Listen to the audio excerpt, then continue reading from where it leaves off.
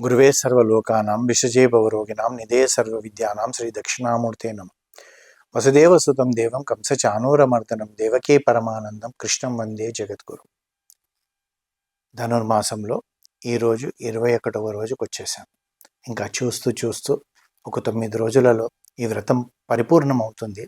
అదేవిధంగా గోదాదేవి మాదిరిగా మనము ఆ శ్రీరంగనాథుల్లో లీనమైపోయేటట్టుగా ఇంకా అంటే ఆర్తితో మనం ప్రార్థిస్తూ ఈ వ్రతాన్ని పూర్తి చేసుకొని ఆ తల్లి ఆండాల్ ఆశీర్వచనము, శ్రీరంగనాథుడి ఆశీర్వచనము మనం పొందాలని చెప్పి మనం ప్రార్థిస్తాం. 21వ పాశురం ఏం చెప్తుందంటే ఎత్త కలంగాల్ అనే దాంతో మొదలవుతుంది. ஏத்த கலங்கள் எதிர் பொங்கி மீதளிப்ப மாத்தாதே பால் சொரியும் வள்ளல் பெரும் பசுக்கள் ஆத்த படைத்தான் மகனே அறிவுராய் ஊத்தமுடையாய் பெரியாய் உலகனில் தோத்தமாய் நின்ற சுடரே துயிலழாய் மாத்தாருனக்கு வலி தொலைந்து உன் வாசற்கண் ஆத்தாது வந்து உன்னடி பணியுமா போலே போத்தியாங் வந்தோம் புகழ்ந்து ఏలోరెంబావాయ్. గోపికల ప్రార్థన మన్నించి ఏం చేసిందంటే నీలాదేవి వారి గొంతుతో కలిసి కృష్ణుడిని మేల్కొల్పుతుందంట. చూడండి, అమ్మ మన కొరకు ఎన్ని కష్టాలు పడుతుంది అనడానికి ఇక్కడే మనకు తెలుస్తుంది. ఆ తల్లి కూడా మనతో పాటు కృష్ణుడిని మేల్కొల్పడానికి తాను మనతో పాటు గొంతు కలుపుతుందంట. అయితే వీళ్ళు ఏమంటుండ్రంటే పాలు ఎత్తిన కుండలు పైకి పొంగి పొడినట్టు ఆగకుండా పాలు పడతాయి కదా, ఆ ఉదారం గల పెద్ద గోవులు గల నందగోపుని కుమారుడా మేలుకొలువు అంటున్నారు. అంటే ఒక ఆవు దగ్గరికి వెళ్తే ఆ కాలంలో మనం పితకాల్సిన అవసరం లేకుండానంటండి, అక్కడ పెట్టేటప్పటికి పాలన్నీ ధారగా కారిపోయి ఉంటాయి, అవి నిండిపోయి బయటకు వచ్చేదంట. అలాంటి గోవులున్న నందకుమారుడా మేలుకొనుము అని చెప్పి వాళ్ళు అంటున్నారు. అప్రమేయ వేదమూర్తి వేదాతీత ఈ లోకంలో ఆవిర్భవించిన జ్యోతిస్వరూప నిద్రలెమ్ము, శత్రువులను శక్తికి లొంగి నీ వాకిట నిలిచి నీ పాదదాస్యం చేసినట్టు మేము నిన్ను వేడుకుంటున్నామయ్యా, నీ మంగళగానం చేయటకు వచ్చినాం మేము, ఇంకా వేరేది ఏమీ లేదు కృష్ణ, ఒక్కసారి నువ్వు లేవు అంటున్నారు. ఉదారంగా పాలనందించే గోవులు నందగోపాలుడికి చాలా ఉన్నాయంట. నందగోపాలుడు అంటే ఎవరు? కృష్ణుడు తండ్రి. గోవులంటే వేదాంగులు. మనం గోవు అంటే ఏదో గోవు అన్నట్టు కాదు, అదేదో పాలిస్తుందని కాదు. ఆ గోవు అంటే వేదాంగం. అవి గల నందగోపాలుడు ఆచార్యుడు, తనే మనకు గురువుగా ఇక్కడ కనబడుతుండు. ఆయన ఉదారంగా పాలిచ్చే గోవు కూడా ఆచార్యుడు ఉపదేశించి భగవత్ స్వరూప గుణవైభవమే పాలు.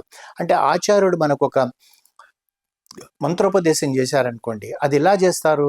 అదే విధంగా ఇక్కడ ఈ ఆచార్యుడు అంటే నందగోపాలుడి దగ్గర ఉన్న ఆవుల నుంచి వచ్చే పాలే ఒక మంత్రోపదేశం అవుతుందంట. ఆ పాలను గ్రహించిన శిష్యులు ఎవరంటే కలశాలు. అంటే ఆ పాలు కలశంలో పడ్డట్టుగా మనలోకి ఆ మంత్రం వస్తుంది కనుక, ఆ ఉపదేశం మనం స్వీకరిస్తాం కనుక దాన్ని ఎలా పెంచుకోవాలనేది మనకు చెప్తున్నారు.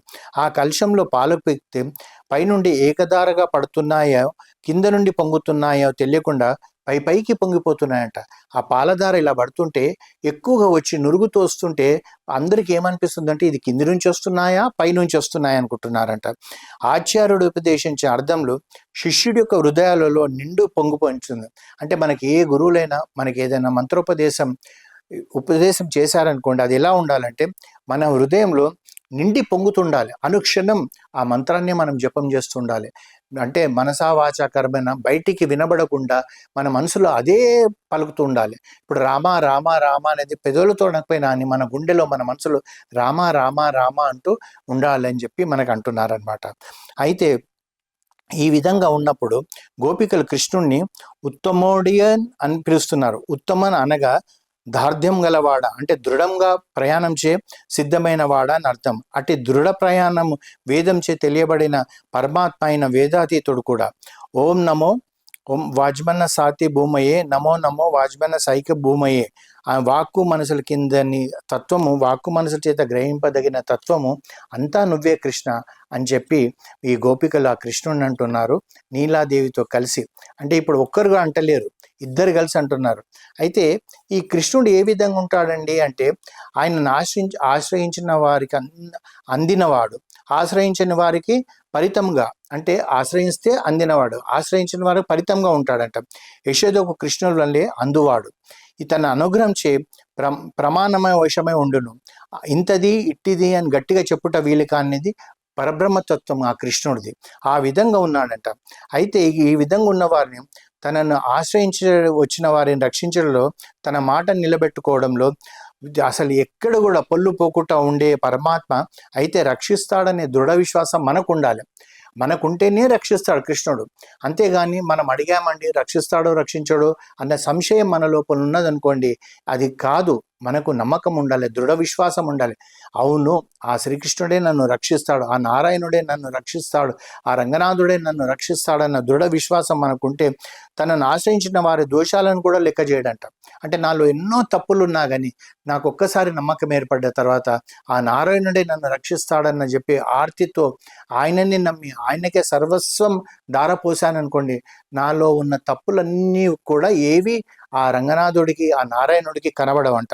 అవి లెక్క చేయకుండా పరమాత్మ వారిని కాపాడతాడంట.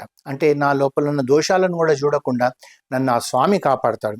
ఆశ్రయించిన వారికి అల్పతత్వం చూడక తన గొప్పతనం అనుసరించి వారికి ఫలం ఇచ్చినట్ట.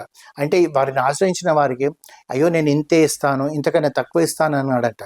వీరు నన్ను ఆశ్రయించారు కనుక ఆ చిన్నతనంగా లేకుండా గొప్పతనంతో కొండంత మనకిస్తాడంట. అందుగురించి వారిని ఎప్పుడు మనం ఏమంటాం, అవ్యాజ కరుణామూర్తి అంటాం. అవ్యాజం అంటే అసలు ప్రపంచంలో లెక్కబెట్టనంత కరుణామూర్తి ఆ శ్రీమన్నారాయణుడు. భక్తులను ద్వేషించేవారు అహంకార మమకారాలతో నిండినారంట. వైదిక ధర్మాలు పాటింపని వారిని భగవంతునికి దూరం అవుతారు.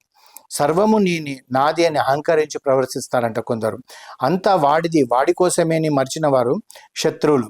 అట్టి వారినే పరమాత్మ క్రూరులుగా, శత్రువులుగా పేర్కొంటున్నారంట. ఇంతకాలం భగవానికి దూరంగా నుండుట, శత్రువులు అగుట వలన ఆనాటికి హిరణ్యకశిపుడు, రావణుడు వంటి వారు మేము. వారు చేసిన దోషాలని మేమే చేస్తున్నాం. భగవద్హింస, భగవద్వేషము మాకును ఉండునేమో అని చెప్పి వీళ్ళు అనుకుంటున్నారంట. ఆనాడు కాకాసురుడు బ్రహ్మాస్త్రాన్ని ఓర్వలేక నిన్ను శరణు జొచ్చినాడు. ఈనాడు మేము నీ సౌందర్యము, సౌలభ్య, సౌశీలత గుణరాశిచే జయించబడి వచ్చి నిన్ను శరణు పొందుతున్నాం. రామాయణ కాలంలో ఆ కాకాసురుడు అనే కాకిని దర్భతో బ్రహ్మాస్త్రం సంధించేటప్పటికీ ముల్లోకాలు తిరిగి దేవదేవతలను ప్రార్థిస్తే మేము ఎవ్వరం ఏం చేయలేమంటే తిరిగి వచ్చి నిన్నే శరణు జొచ్చారు చూడండి. ఆ విధంగా మేము శరణు జొచ్చుతున్నాము అని చెప్పి అంటున్నారు. నీ బాణములు శరీరంను చీల్చును కానీ నీ గుణము ఆత్మను చీల్చునయ్యా. అంటే నువ్వు బాణం వేస్తే శరీరం చీలిపోతుంది, కానీ నీ గుణాలు మా ఆత్మను చీల్చి మా ఆత్మలో నువ్వు నిండిపోతావు అని చెప్పి వాళ్ళు ఆ విధంగా అంటున్నారు. పరమాత్మకు పరతంత్రమే స్వప్రయత్నము, స్వరక్షణము మా అనే ఉండవలను. కానీ గోపికలు శ్రీకృష్ణుని వద్దకు వచ్చిరి. ఇది స్వరూపంను తగున. సీతమ్మ శ్రీరాముడినే రక్షించమని తన శ్రీరక్షణ ప్రయత్నం మానినది. గోపికలు కూడా అంతే. సీతమ్మ తల్లి రాముడు వచ్చే నన్ను రక్షిస్తాడు, హనుమ వచ్చి అంటే కూడా హనుమ నేను రాకూడదు నాయన నీతోటి, ఎందుకంటే నేను నీతో వస్తే రాముడికి అవమానం జరుగుతుంది, రాముడే వచ్చి నన్ను రక్షించాలన్నది. అయితే ఈ విధంగా మేము కూడా అట్లాగే ఉన్నాం. నువ్వే వచ్చి మమ్మల్ని పిలవాలి కృష్ణ, మేము ఇక్కడ బయట ఉన్నాం. కానీ కృష్ణుని దర్శించుకోవాలని ఆర్తి నందగోప భవనంలో వారికి చేర్చిందంట. అక్కడి వరకు వచ్చారు ఇప్పుడు వీళ్ళు. గోవులు పాలు ప్రసవించటే ఉండును, కుండలు పొదుగు కింద పెడితే పాలు నిండుతాయి, కుండ పెట్టుటే తడువుగా పాలు నిండిపోనంట. కృష్ణ నీ దగ్గర ఉన్న గోవుల దగ్గర కుండ పొదుగు దగ్గర పెడితే పాలు నిండిపోతున్నాయి. అదేవిధంగా మేము వచ్చి నీ దగ్గరకు వచ్చాము, మా మనసులో నీ ప్రేమ అనే పాలు మాకు కావాలి అని వాళ్ళు అడుగుతుండ్రు. కానీ మరి భగవంతునికి రక్షించే స్వభావం అవ్యాజంగా ఉండు కదా, మరి ఆయనకు కూడా అర్థించవలన అంటే భగవంతుడు తనకు తానుగా మనల్ని ఎందుకు రక్షించాడు, మనం ఆయన ప్రార్థన చేయాలా అని చెప్పి ఒక ప్రశ్న అడుగుతున్నారు. అయినచో మనం అర్థించుట భగవత్ ప్రాప్తికి ఉపాయం కాదా, కానీ వారి పొందిన భగవద్ అనుభవము ఆనందమునిచ్చును, కావాలనే పొందిన నాడే అది పురుషార్థమగును అది అని చెప్పంటున్నారు. అంటే మనకు మనకు వచ్చిందనుకోండి, మనకు దానికి విలువ ఉండదు. మనం ఆర్తితో తపస్సు చేసి ఈ నెల రోజులు ప్రార్థన చేసి ఉదయం తెల్లవారుజామున లేచి మనం అమ్మవారికి ఈ పాశురాలు పాడుతూ ఆ స్వామిని కీర్తించి ఆ స్వామికి అష్టోత్తర సహస్రనామాలు చేయడం వల్లనే కదా మనం ఈ తపస్సు అనేది మనకు ఆయన నుంచి పొందే వరం కింద అవుతుంది. నిత్యమగు భగవంతుని కొరకే మనం ప్రార్థిస్తూ ఉండాలి. అందుకే గోపికలు మేము ఉచితం అనినారు. దేవతలు శత్రువులు తమ స్వార్థంకై నిన్ను పొగుడుదరయ్యా, మేము అలాంటి వాళ్ళం కాదు. దేవతలు శత్రువులు నిన్ను ఎందుకు పొగుడుతారు? వాళ్ళ స్వార్థం కొరకు. దేవతలు ఎందుకు పొగుడుతారు? మాకు సర్వసుఖాలు ఉండాలనుకుంటారు. ఈ రాక్షసులు శత్రువులు ఎందుకు నిన్ను పొగుడుతారు? వాళ్ళకు ఎప్పటికీ కూడా చనిపోకుండా ఉండాలని వరం కోరుతారు. మేము వరాలు మాకు వద్దే వద్దు, నీ కళ్యాణ గుణాల వశమై వచ్చినాం. నీ కళ్యాణ గుణాలు తెలుసుకొని నీ లోపల ఉన్న ప్రేమతత్వం కొరకే మేము వచ్చాము కృష్ణ. నీ విభూతి వైభవం మంగళంగా పాడటం తప్ప మాకు వేరే ప్రయోజనం లేదు. మేము ఎట్లయినా నీ ముఖము నీ సుఖము నుండటనే మేము కోరుకునేది. నువ్వు సుఖంగా ఉండాలని మేము కోరుకుంటాం కృష్ణ. నీ మంగళం కొరకే మా పాట పాడడానికి వచ్చాము. ఎవరికైనా భగవంతుడు శరణము అని గట్టి విశ్వాసం కలిగిన నాడే జీవితంలో శాంతి, తానే తనంతటా ప్రవర్తిస్తున్నాను అనుకున్న వాడికి అశాంతి. చూడండి, ప్రతిదీ మనం భగవంతుడే మనకు చేస్తున్నాడు అనుకుంటే మన మనసు శాంతితో ఉంటుంది. అలా కాకుండా భగవంతుడు ఏం లేదండి, నేను చేయడం వల్లనే గొప్పతనం, నేను చేయడం వల్లనే ఇది సాధించాను, నేను చేయడం వల్లనే నాకు ఇంత కీర్తి వచ్చింది అనుకునే వాడికి జీవితకాలం అశాంతి ఉంటుందంట. వాడికి ఏం కావాలో వాడికి తెలియకుండా ప్రవర్తిస్తుంటాడు. అయితే ఇక్కడ లోపల పరమాత్మనే శరణం అనే విశ్వాసం మనకు ఉండాలి. మనకేమీ లేదు, మన మనసులో ఎప్పుడు కూడా పరమాత్మనే శరణం, మాకు ఇంకేది వద్దు, కృష్ణ నీ పాదాలే మాకు కావాలి, కృష్ణ రంగనాథ నీ పాదాలే మాకు కావాలి అని చెప్పి ఆ విశ్వాసం మనకుంటే మనం పొందలేనిదంటూ ఏమీ లేదు. ఎందుకంటే ఆయన అవ్యాజ కరుణామూర్తి. ఆ విధంగా వెలుపలికి విశ్వమంతటా వాణిని దర్శించుట, అది కలిగిన నాడే మానవునికి శాంతి అని గోపికలు చెప్తున్నారంట. ఓం నమో భగవతే వాసుదేవాయ.